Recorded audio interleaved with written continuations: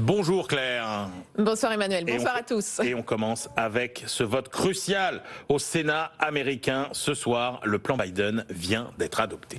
Un accord a en effet été trouvé entre démocrates et républicains sur ce plan historique selon la Maison-Blanche, plan d'investissement pour les infrastructures et la transition écologique.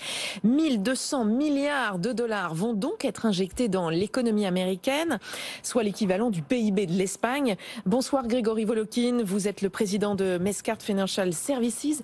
Que sait-on de ce compromis donc qui a été trouvé entre la majorité et l'opposition ? La première chose qu'on sait, c'est qu'en fait, sur les 100 sénateurs, 69 sénateurs ont approuvé ce plan d'infrastructure, c'est-à-dire 19 sénateurs républicains. Donc, il est approuvé au Sénat.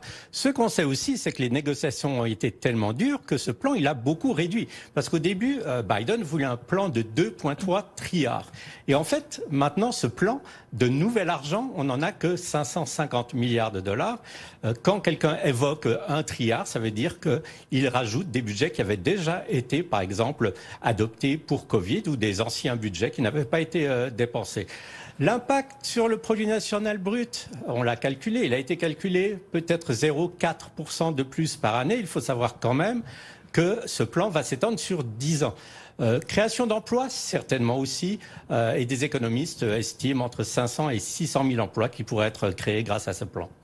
Et Grégory, là c'est le premier volet en fait de ce plan de relance. Il y en aura un autre qui concernera les dépenses sociales et qui sera encore plus important. Là, ça sera peut-être beaucoup plus délicat pour Joe Biden de le faire adopter. Absolument. Donc là, ce plan dépenses sociales, ce qu'on appelle en fait l'infrastructure humaine, est en train d'être voté au Sénat sous le processus de la réconciliation, c'est-à-dire il n'y a besoin que des voix démocrates, il va passer et ces deux lois vont arriver à la Chambre des représentants. Et là, ça va être un marchandage absolument très difficile pour les démocrates, parce que même ce plan d'infrastructure devra être renégocié.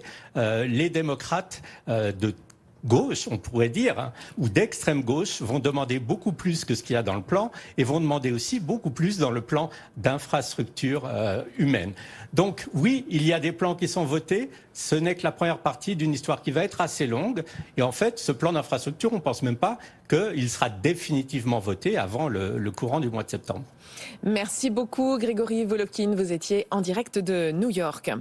Les grands patrons français seront nettement mieux payés cette année, c'est le résultat d'une étude de l'Hebdo.